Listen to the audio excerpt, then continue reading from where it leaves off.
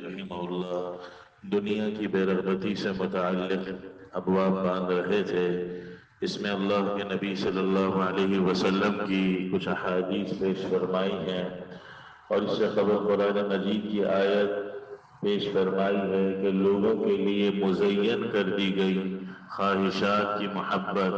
عورتوں کی محبت، اولادوں کی محبت، والقناطیر المقنطرۃ من الذهب والفضہ،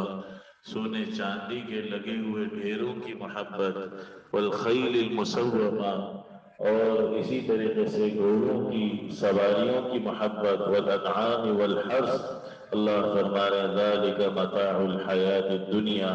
یہ سب دنیا کی چند روزہ زندگی کے برتنے کا سامان ہے، اور اللہ کے یہاں اصل کامیاب وہ ہے جس کا انجام بہتر ہو۔ قول حضرت عمر رضی اللہ عنہ کا پیش کیا ہے، ان کی ایک دعا کہ اللہ سے یہ دعا کرتے تھے کہ اللہ اللہم انا لا نستطيع الا ان نفرح بما زينت لنا،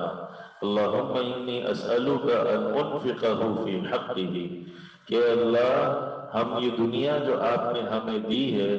اس کے ذریعے ان نعمتوں سے خوش ہونے کے علاوہ کی ہم طاقت نہیں رکھتے، یہ نعمتیں ہیں اس کو ہم چھوڑ تو نہیں سکتے،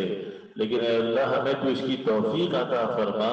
کہ ہم صحیح انداز میں ان کا استعمال کریں۔ روایت اس میں حکیم بن حزام کی پیش کی ہے، فرماتے ہیں کہ میں نے اللہ کے نبی صلی اللہ علیہ وسلم سے کچھ مانگا، آپ نے مجھے دیا، پھر میں نے مانگا، پھر آپ نے مجھے دیا، پھر میں نے مانگا، پھر آپ نے مجھے دیا، پھر آپ نے فرمایا کہ اے حکیم یہ مال دیکھنے میں سرسبز ہے، بہت میٹھا ہے، پر جو شخص اس کو دل کے استغنا کے ساتھ لے گا اور اس کو استعمال کرے گا تو اس کے لیے برکت دی جائے گی، اور جو حرص کے ساتھ لے گا،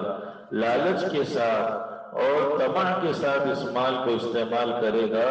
تو اس مال کی کوئی برکت اس کے لیے نہیں ہوگی، اور وہ ایسا ہوگا کہ کھائے جا رہا ہے اور سیر نہیں ہو رہا۔ اور پھر فرمایا کہ دینے والا ہاتھ نیچے والے ہاتھ سے جو لینے والا ہے وہ بہت بہتر ہے۔ تو ان تمام باتوں کا خلاصہ یہ ہوا کہ اللہ کی نعمتیں اللہ برتنے کی بھی توفیق نصیب فرمائے، لیکن ان نعمتوں میں لگ کر ہم آخرت سے غافل نہ ہو، نعمتوں کا غلط استعمال نہ کریں، اور حرص اور لالچ اور سوال ہماری زندگی میں نہ ہو، مانگنا نہ ہو۔ اللہ ایسی پاکیزہ زندگی ہم سب کو نصیب فرمائے۔ اللہم لک الحمد کما انت اہل، وصل علی محمد کما انت اہل، وافعل بنا ما انت اہل، فانک انت اہل التقوی واہل المغفرہ۔ اللهم صل على روح محمد في الأرواح، وصل على جسد محمد في الأجساد، وصل على قبر محمد في القبور۔ اللهم صل على سيدنا مولانا محمد